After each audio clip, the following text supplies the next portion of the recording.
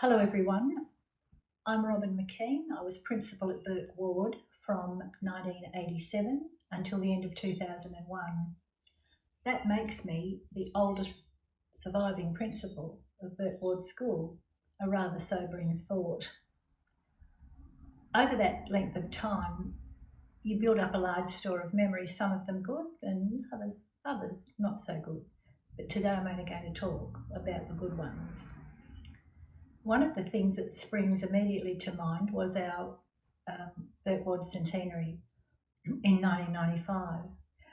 We'd asked everyone to come dressed in period costume for the entire week, but we couldn't be sure how many of the students would join us in this. Maybe the Year 6 boys we thought wouldn't think this was cool to dress up. In fact, privately, I was thinking maybe even some of the staff wouldn't think it was cool. I mean, Mr. O'Malley in particular, hardly the type to enjoy a dress up. But on the Monday morning, you could count on one hand the number of students who weren't in period costume, and by the Tuesday, everyone had joined us. One family, the Winders family, even came to school that day in a horse and cart. Later on in the week, we had an open day, and parents and the wider community were invited into the school for an exhibition of folk dancing and performances by the band and the choir. Even some of the mums learned to do the maypole for the occasion. But the thing that sticks in my mind from that day was a performance by some ex-band members, some of them even grandfathers, who had got together and formed a fife and drum band. They had their own uniform, they'd come up with a marching routine, and they were fabulous. The crowd really loved them. And I think that showed that special spirit that exists among the Bergwood community. The band that began in 1899 always performed at community functions and has been a large part of the Bergwood culture. And another significant event that occurred even prior to the centenary was the relocation of Barrier Special School to Bergwood. Plans had been in place for a long time.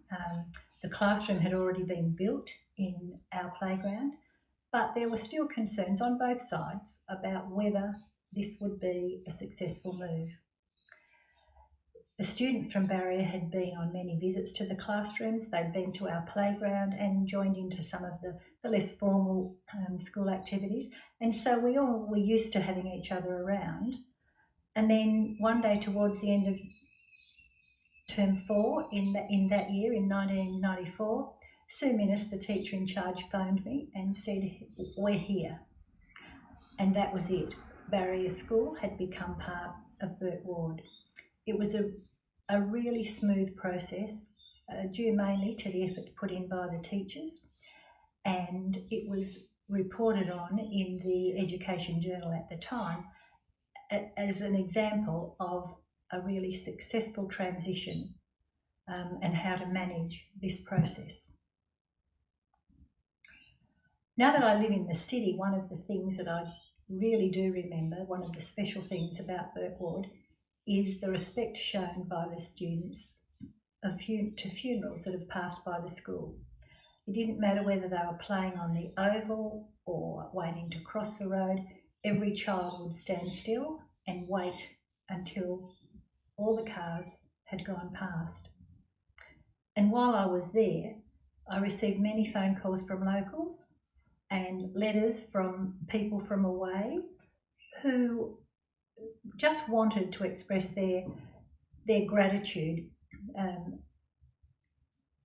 at this respect shown by the children. I know it was due to the location of the school, but it's something that makes Bergwood really unique. The culture at Bergwood has been built up over 125 years by students, the staff and the wider community. I wish you all the best for the next 25 years to come. thank you for letting me be part of your celebrations.